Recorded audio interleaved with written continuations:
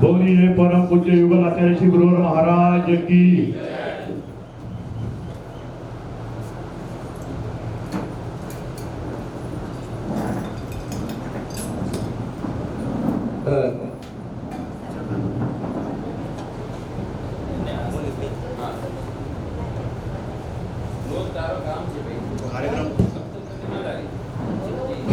कार्यक्रमाची सुरुवात करताना आपण सर्वप्रथम मंगलाचरणाने करूया। मी तनय काळे यांना विनंती करतो की त्यांनी मंगलाचरण म्हणावे।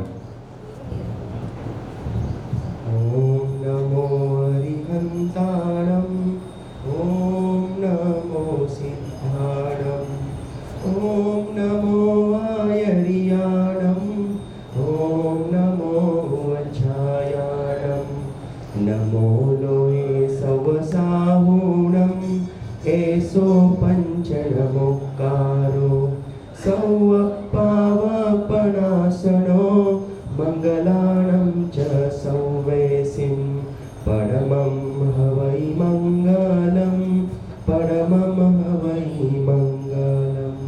सर्वमंगलमांगल्यं सर्वकल्याणकारकं प्रधानं सर्वधर्माणां जैनं जयतु शासनम्।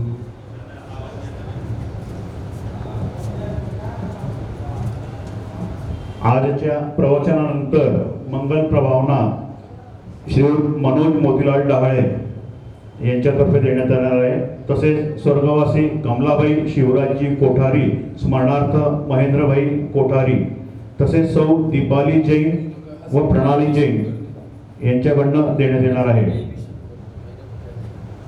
ज्यांच्या शब्दातून ज्ञानाचा प्रकाश मिळतो आणि ज्यांच्या कृपेने जीवनाला योग्य दिशा मिळते अशा ज्ञानसागरास त्रिवार नमोस्तु आणि वंदन करूया।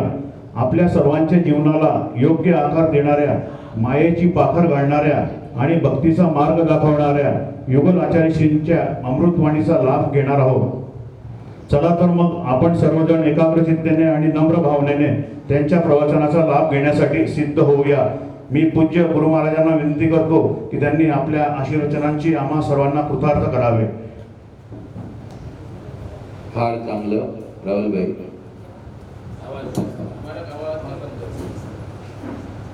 हेलो हेलो, एक सरीका लो।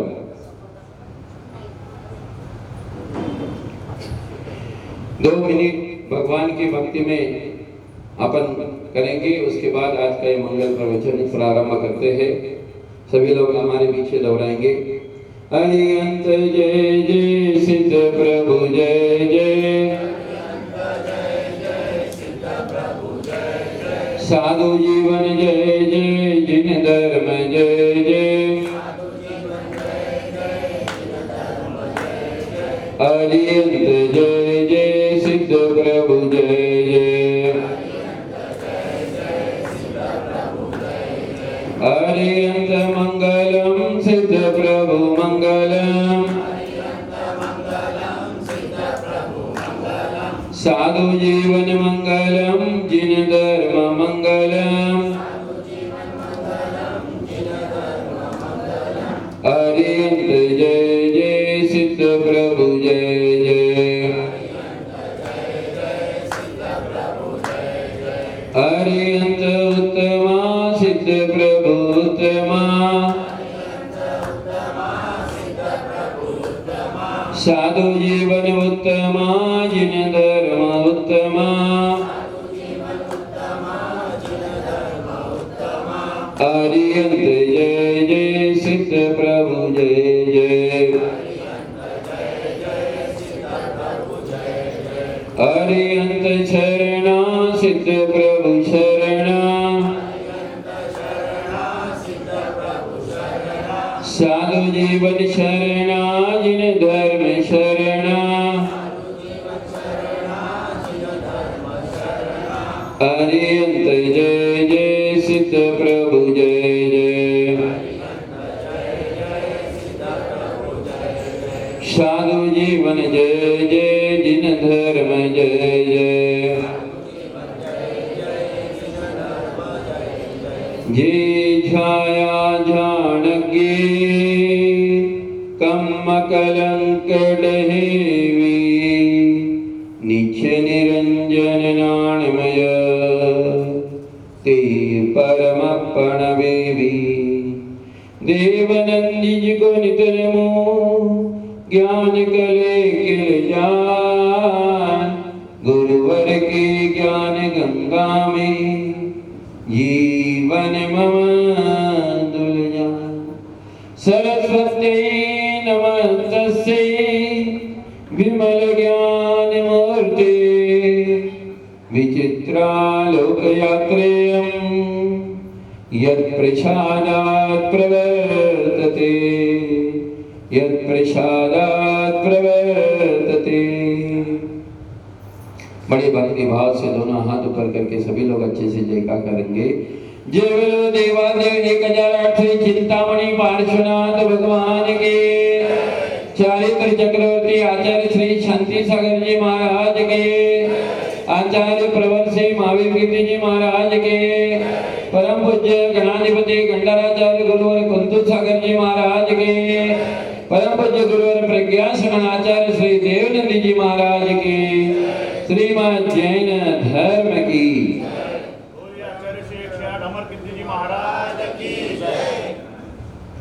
धर्म श्री भव्य आत्माओं, रविवार का दिन छुट्टी का दिन, हॉलीडे, कुछ लोगों का सोने का दिन होता है। भले हम 6 दिन बहुत मेहनत करते हैं, आज छुट्टी लेते हैं, लेकिन जैनाचार्य कहते हैं रविवार का दिन प्रकाश का दिन होता है, ज्ञान को प्राप्त करने का दिन है। कि रवि का मतलब होता है सूर्य, और जब सूर्य उदयमान होता है तो सारे संसार का अंधकार नष्ट हो जाता है। ठीक इसी प्रकार जब हमारी आत्मा में ज्ञान रूपी सूर्य प्रकट होता है तो मिथ्यात्व का अंधकार नष्ट हो जाता है।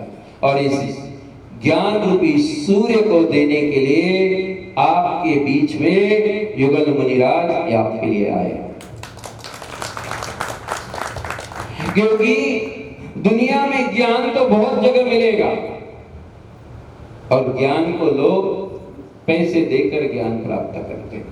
किसी को डॉक्टर बनना है, किसी को इंजीनियर बनना है, किसी को लॉयर बनना है, किसी को वकील बनना है,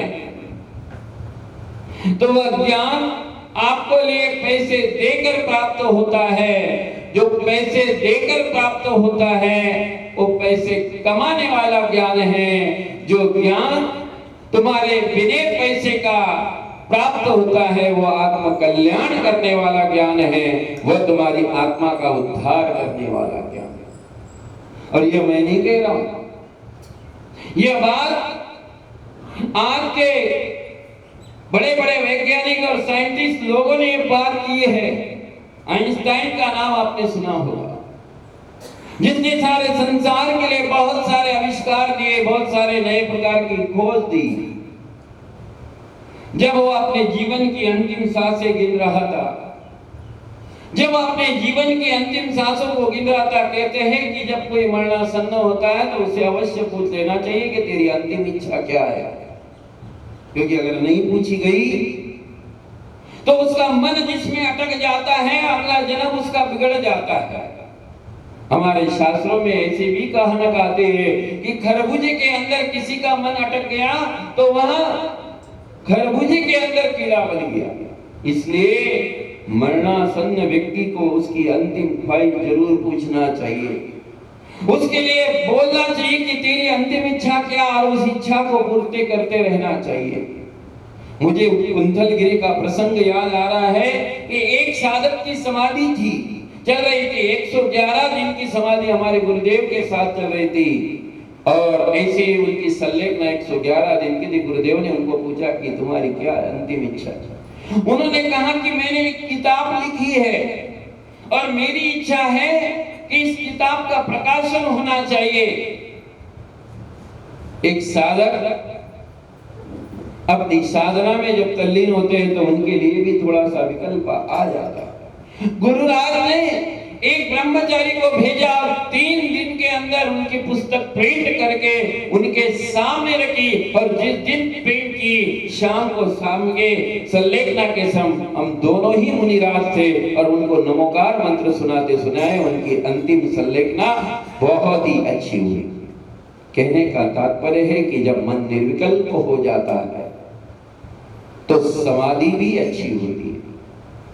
तो वैज्ञानिक लोगों ने सोचा कि जीवन भर इसने अनेक प्रकार के आविष्कार किए हैं, चलो अंतिम इच्छा पूछते हैं कि क्या चाहिए।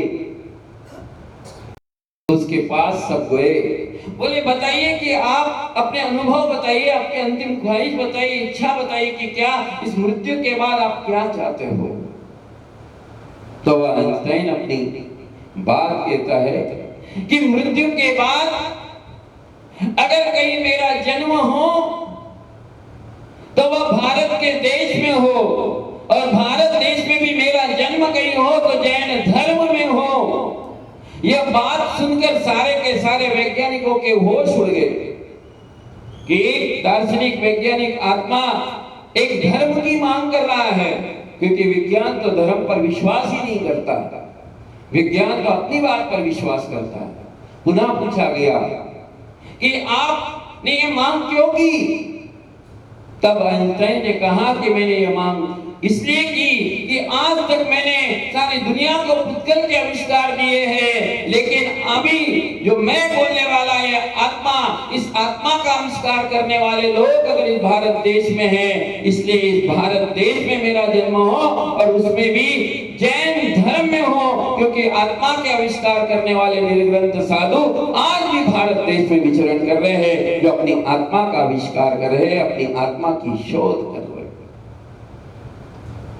एक वैज्ञानिक और वह आत्मा की शोध करने वाले साधक जो अपने ज्ञान रूपी नेत्र के द्वारा शरीर और आत्मा के भेद विज्ञान को समझते हुए सारे संसार में अपने सम्यक ज्ञान की किरणों के द्वारा जो पूरा का पूरा प्रकाश फैला के मानव जीवन को कैसे जीना चाहिए, मानव जीवन में कैसे परमात्मा का आविष्कार करना चाहिए, यह शिक्षा अगर हमारे लिए कहीं से प्राप्त हो सकती है तो मात्र एक निर्ग्रंथ साधु के माध्यम से प्राप्त हो सकती है। बीज बीज ही नहीं, बीज में तरुवर भी है, मनुज मनुज ही नहीं, मनुज में ईश्वर भी है।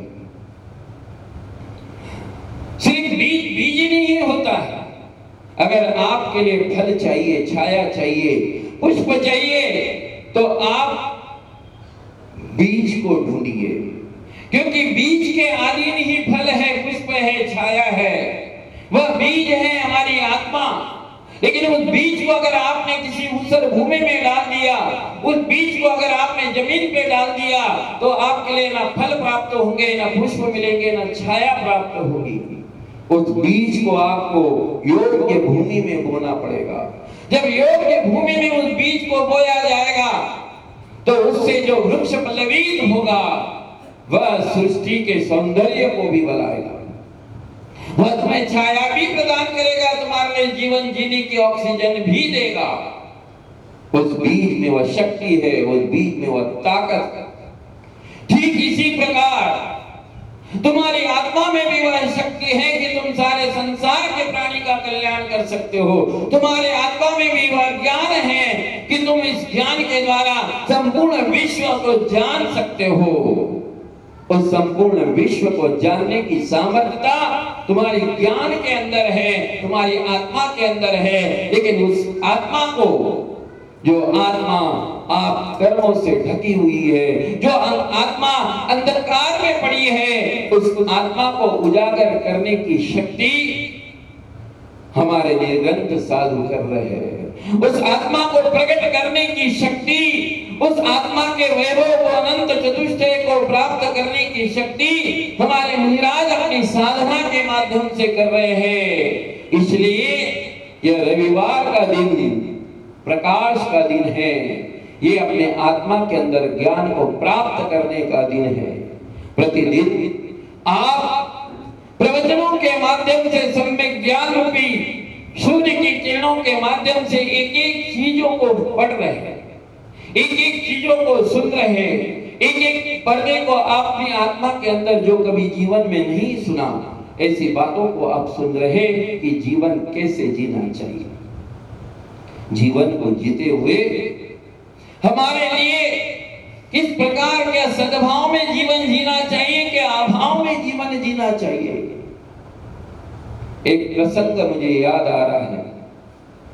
एक सेठ जी BMW कार में बंबई में विचरण कर रहे थे और गर्मी के दिनों में वह BMW कार में विचरण करते करते लाल लाइट लगी, वो रुकते ही वहां पर एक कर्म का मारा, जिसने कर्मों को एक उनके एक सेठ जी के बच्चे के ऊपर दृष्टि गई। उस बच्चे के चेहरे की मुस्कुराहट को देख के उनका मन पिघल गया। वे सोचते हैं किसकी कितनी प्रसन्नता है, इसके जीवन में कितने चेहरे पर आनंद दिख रहा है। वह देख के बिल्कुल दंग रह गए। धीरे धीरे सेठ जी उसके इशारा करते हैं, इधर आओ। वह दौड़ता हुआ, उसके मन में ये था कि चलो सेठ जी बुला रहे हैं तो कुछ मुझे दक्षिणा मिल जाएगी। सेठ जी ने 500 रुपए की नोट निकाली, उसके हाथ में रखते हुए कहा कि बेटा एक बात पूछूं। बोले पूछो सेठ जी, आज तो मेरी किस्मत खुल गई।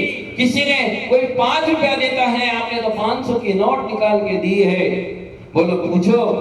बोले बेटा तेरे चेहरे पर जो ताजगी है, तेरे चेहरे पर जो प्रसन्नता है, क्या तुझे कभी अपनी जिंदगी का अफसोस नहीं होता? अरे मैं तो BMW कार में रहता हूँ, एसी में बैठता हूँ, एसी में जा रहा हूँ, मेरे पास तो नौकर चाकर है, सब कुछ है, फिर भी मेरे जीवन में मैंने कभी ऐसा आनंद, ऐसी मुस्कुराहट मेरे चेहरे पे नहीं दिखी। ले तेरी तो एक टांग भी नहीं है और एक आंख भी नहीं है, फिर भी तेरे चेहरे पे जो मुस्कान और तेरी प्रसन्नता मैंने देखी, आज तक मैंने वह प्रसन्नता का अनुभव मेरे जीवन में भी नहीं कर पाया। क्या आप बता सकते हो कि तुम्हारी इस प्रसन्नता का राज क्या है? जब बच्चे के लिए वह प्रश्न पूछा गया तो बच्चे ने बोले सेठ जी आप मेरी प्रसन्नता का राज पूछना चाहते हो? तो उस बच्चे ने दूसरी की ओर उंगली की, बोले उसको देख के मैं प्रसन्न रहता हूं। सेठ जी की नजर वहां गई। बच्चे ने कहा मैं भगवान का शुक्रगुजार करता हूं कि भगवान ने मुझे एक टांग और एक आंख तो दी, लेकिन देखो सेठ जी मैं इसको देखकर जीवन जीता हूं, और सामने वाले बच्चे की दोनों टांगे और दोनों आंखें नहीं है, मैं इसको देख के प्रसन्न रहता हूं। मेरी प्रसन्नता का राज ये है, ना कि आप BMW में घूम रहे हैं। मेरी प्रसन्नता का राज दुनिया नहीं है, मेरी प्रसन्नता का राज मैं छोटे को देखकर जीवन जीता हूं। जब छोटे को देखकर जीवन जीने लगोगे, अपने से पद में, प्रतिष्ठा में, कर्म में, गुणहीन में जो अपने से छोटा व्यक्ति होगा उसको देखकर अगर जीवन में जीने लगोगे तो तुम्हारे मन में कभी ईर्ष्या का भाव उत्पन्न नहीं होगा, तुम्हारे मन में कभी लोभ और लालच की प्राप्ति नहीं होगी, तुम्हारे मन में कभी हीन भावना नहीं होगी। तुम चलते हो ऊपर देख के, तुम चलते हो अनिल अंबानी को देख के, तुम चलते हो बिल गेट्स को देख के, इसलिए तुम्हारे मन में प्रतिदिन हीन भावना आती है। जब व्यक्ति किसी दूसरे को देखता है तो उसकी बढ़ोतरी को देखकर मन में उस लोभ की भावना उत्पन्न होती है, और उस लोभ की भावना में वे जो है, जो उसके पास है उसका वह आनंद भूल जाता है। आप अभाव में जीते हो, और जैनाचार्य कहते हैं अभाव में नहीं सद्भाव में जीना चाहिए। जो मेरे पास है, जो मेरे लिए प्राप्त हुआ है, उसका आनंद मुझे लेना चाहिए। ऐसा जो व्यक्ति जीवन जीता है वह कभी जीवन में अपने आप को खुद नसीब नहीं, बदनसीब नहीं समझता, वह अपने आप को पुण्यात्मा समझता है। तुम्हें इस बात का गर्व नहीं कि मैंने जैन कुल में जन्म लिया, तुम्हें इस बात का गर्व नहीं कि मेरे अंग पांग अच्छे हैं, तुम्हें इस बात का गौरव नहीं कि मेरे सारी इंद्रियां अच्छी है, तुम्हें इस बात का गौरव नहीं कि मुझे इतने अच्छा मंदिर मिला, तुम्हें इस बात का दुख है कि मेरा बंगला नहीं बना, मैं 25 साल से मेहनत कर रहा हूं लेकिन एक अच्छा घर नहीं बना, इस बात का दुख है। लेकिन तुम्हें इस बात का सुख नहीं है कि मेरे लिए इतने अच्छे भगवान मिले। इसलिए आप आशाओं में जीवन जीते हो, वो आस्था में नहीं। आचार्य कहते हैं कि अभाव में नहीं सद्भाव में जीवन जीना चाहिए। जो व्यक्ति सद्भाव में जीवन जीता है वह हमेशा खुश है, वह हमेशा प्रसन्नता का अनुभव करता है। और जो व्यक्ति अभाव में जीवन जीता है वह हमेशा मेरे पास ये नहीं है, मेरे पास वो नहीं है, मेरे पास इस चीज का अभाव है, मेरे पास तो कुछ नहीं है, सामने वाले की महिला की साड़ी कितनी अच्छी है, ये साड़ी तो मेरे हस्बैंड ने मुझे दी ही नहीं, इस मॉल में तो मुझे लेके ही नहीं गए, आज तक मुझे बंबई घुमाने के लिए लेके नहीं गए। देखो उसका पति कितना अच्छा है, हर साल उसके लिए टूर में लेके जाता है। इसलिए तुम पति के साथ भी अच्छा वार्तालाप नहीं कर पाते। क्यों? क्योंकि तुमने कहा देखा कि वो उसका पति उसको लेके गया और मेरा पति मुझे नहीं गया। इस बात का दुख लेके तुम घर में ही वातावरण नरक जैसा बना देते हो। हाँ सब कुछ है लेकिन जो है उसका आनंद नहीं, जो नहीं है उसका दुख। मतलब तुम्हें दुखी रहने की आदत पड़ी है, तुम दुखी रहना चाहते हो, तुम कभी सुखी और आनंद नहीं रहना चाहते हो। अरे हमारे मुनिराज के पास तो शरीर का कपड़ा भी नहीं है, वे तो जंगल में रह के क्या कमी थी? क्या डॉक्टर प्रोफेसर अरविंद जी के पास खाने को नहीं था? क्या डॉक्टर हमारे प्रोफेसर अरविंद जी के पास किसी प्रकार की कपड़ों की कमी थी? कोई चीज की कमी थी? किसी बात की खाने पीने की कमी थी? नहीं। जो साधु खाने पीने के लिए कभी नहीं बनता है, धर्म तेज बंधुओं, साधु बनता है अपने वैभव का वह सब कुछ पाकर सब कुछ छोड़ देता है। इसलिए वे जीवन भर प्रसिद्ध रहते हैं। अगर उनके सामने चक्रवर्ती भी आ जाए तो भी उस चक्रवर्ती की संपदा को देख के मुनि का मन कभी लालच में डिग नहीं पाता है। इसका दुख नहीं है उनको कि मैंने शादी नहीं की, बल्कि इस चीज का सुख है कि मैंने संसार को छोड़ दिया। अगर साधु आपके लिए प्रसन्नता का अनुभव कर रहे हैं तो वह मात्र त्याग एव आनंद, त्याग एव शांति। त्याग किया इसलिए शांति का अनुभव होता है, त्याग किया इसलिए उसको आनंद की अनुभूति होती है। धर्म सिंह बंधु, आज अगर साधु अपने इस पद पर विराजमान है तो उसके मूलभूत कारण ऐसे होते हैं। आज हमें बड़ा गर्व है, हमारे मामा जी यहाँ बैठे हैं। आज अगर अमुक कीर्ति महाराज जी इतनी बड़ी जिज्ञासन की प्रभावना कर रहे हैं तो कहीं ना कहीं ये श्रेय हमारे मामा जी के लिए जाता है कि उनकी बदौलत, अगर उनकी प्रेरणा नहीं होती कि जाओ तुम हम देख लेंगे, जिन शासन की प्रभाव ना करो, कहीं ना कहीं छोटा सा निमित्त मिलता है, तब व्यक्ति महान अवस्था को, ये उनके बड़ा एक अध्यात्म जीवन में था कि हम नहीं कर पा रहे। 15 साल के बच्चे को कोई मामा भेज दे, आप सोचो कि क्या प्रतिभा उन्होंने देखी होंगे। बोले जाओ मैं आपके माता पिता को समझा दूंगा, मैं आपके सबके लिए समझा दूंगा। और वह 15 साल का बच्चा जिसके लिए मात्र वैराग्य कूट कूट के भरा था, जो पिछले जन्म के संस्कारों से पल्लवित है, इसलिए इतनी कम क्या संसार देखा। अरे जिसने अपने जीवन में कभी मृत्यु भी नहीं देखी थी, किसी का शव भी नहीं देखा था, घर में अपने सामने किसी की मृत्यु भी नहीं देखी थी, क्या उस व्यक्ति को वैराग्य आ सकता है?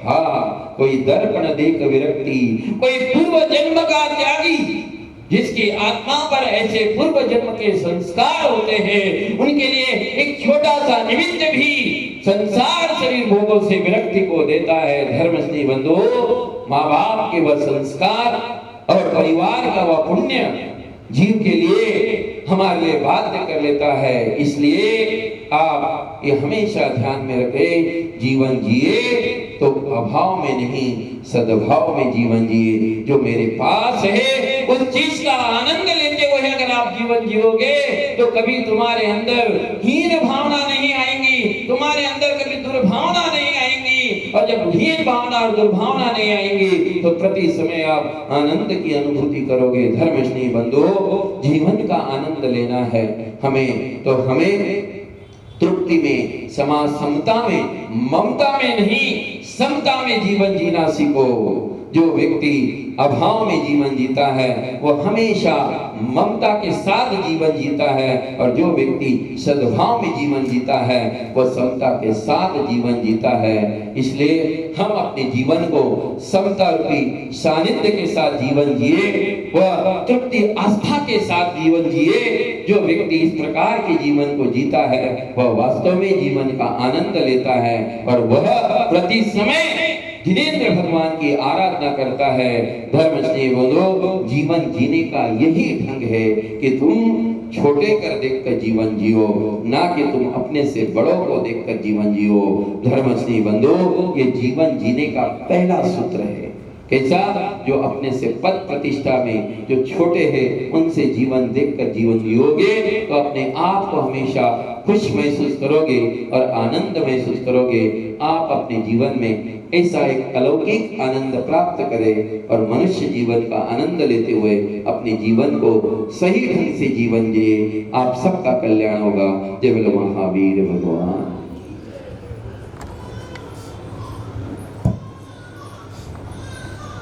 यानंतर मी आचार्य श्री गुरुवर अमुक कीर्ती महाराजांना निवेदन करतो की त्यांनी आपला मंगल आशीर्वचन द्यावे। चोपड्याहून आलेले सर्व भक्तगणांचे हार्दिक स्वागत आहे। हॅलो,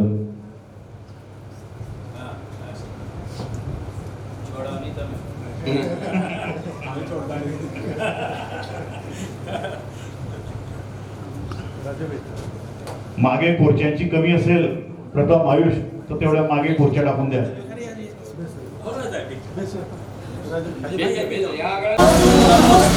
हे स्वामी नमोस्तु नमोस्तु नमोस्तु, हे स्वामी नमोस्तु नमोस्तु नमोस्तु, अग्निशो विष्णु महाराज शुद्ध है, हे स्वामी नमोस्तु शुद्ध है, हे स्वामी नमोस्तु नमोस्तु नमोस्तु, अग्निशो विष्णु महाराज शुद्ध है।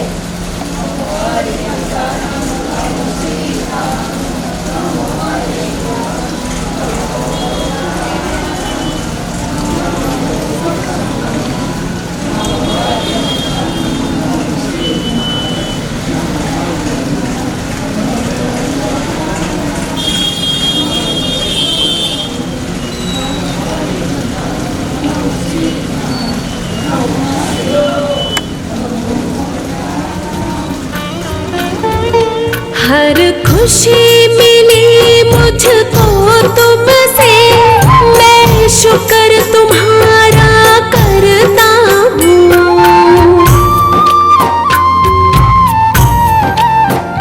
हर खुशी मिली मुझको तुमसे, मैं शुक्र तुम्हारा करता हूँ। मैं जब भी जहाँ भी जाता हूँ खुशियों से दामन भरता हूँ। मेरी खुशियों का हर एक पल होता साकार तुम्हीं से है।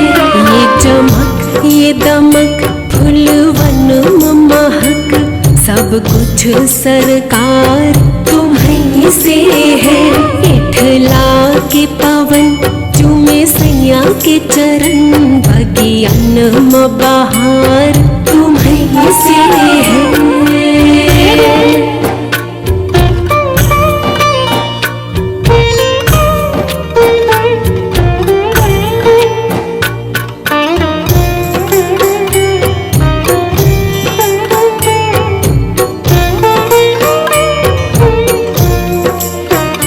गर तू ना मिलता जीवन में तो मुझको कुछ भी नहीं मिलता।